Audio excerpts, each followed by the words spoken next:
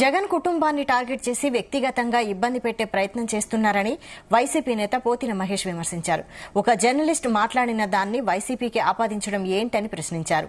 మహిళలను కించపరుస్తూ గతంలో చాలా మంది టీడీపీ నేతలు మాట్లాడలేదా అని ప్రశ్నల వర్షం కురిపించారు.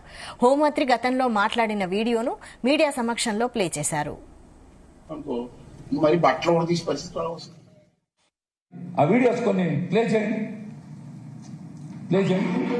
ఆడదానిగా చెప్పలేకపోతున్నాను. మగవాళ్ళకి చెప్తున్నాను, వీటి ఎలా కూడా కూడా చెప్తున్నాం.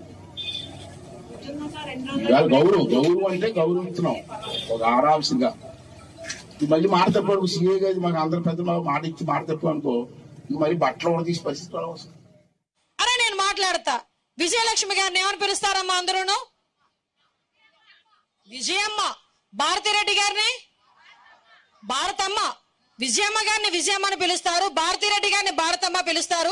మరి వీళ్ళ అమ్మ అని పిలిచిన భారతమ్మ అని పిలిచిన వాళ్ళకి వీళ్ళ నాలుగు ఏమవుతాడో ఒక్కసారి మనం కూడా ఆలోచన చేసుకోవాలి. జగన్మోహన్ రెడ్డి గారి కుటుంబాన్ని టార్గెట్ చేసి వ్యక్తిగతంగా ఇబ్బంది పెట్టాలనేటువంటి కుట్రలో భాగంగానే ఇది చేస్తా ఉన్నారు. ఇది ఆ రోజున చాలా మంది నాయకులు కూడా ఇష్టానుసారం మాట్లాడారు కదా. అప్పుడు ఎందుకు ప్రసారం చేయలే మీరు? అప్పుడు ఎందుకు ఇంత గోల చేయలే మీరు? అంటే మీకు నచ్చినప్పుడు ఒకసారి లేకపోతే ఇంకొకసారి ఇంకోలా మాట్లాడతారా? అప్పుడు మహిళల ఆత్మగౌరవం దెబ్బతినలేదా? ఈ ఛానల్స్ యాజమాన్యాలు ఎవరికి దెబ్బతినలేదా? దీనికి కూడా వారు సమాధానం చెప్పాలి. కృష్ణరాజు గారు కూడా నిన్న బయటకు వచ్చారు. ఆయన కూడా పొరపాటు జరిగిందని మాట్లాడారు, వీడియో రిలీజ్ చేశారు. ఆయన మాట్లాడిన దానికి సాక్షి యాజమాన్యానికో వైఎస్ఆర్సీపీకో సంబంధం ఏంటి? అలా అయితే చాలా ఛానల్స్ లో చాలా మంది మాట్లాడుతున్నారు కదా. అప్పుడు కూడా మీరు ఆ యాజమాన్యాల మీదనో ఆ పార్టీల మీదనో కేసులు కడతారా? కేసులు కడతారా? సమాధానం చెప్పండి.